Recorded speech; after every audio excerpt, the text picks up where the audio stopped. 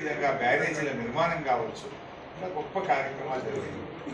నేను ఒక మాటలో చెప్పాలంటే మేము 2018, 19 కానీ 2020, 21, 22 సంవత్సరంలో మండు టెండర్లో వేసవి కాలంలో మత్తళ్ళు దుంపుతున్న చెరువులు చూసేవాళ్ళం.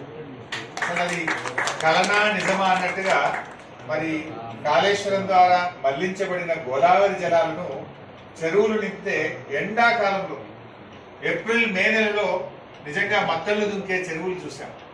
నా దృష్టిలో మనం సదాశివుడి గారికి ఇచ్చే నిజమైన నివాళి మండు టెండర్లో మత్తళ్ళు దుంకిన ఆ చెరువులు, ఆ నీళ్లే నిజమైనటువంటి నివాళి అని చెప్పుకోవచ్చు.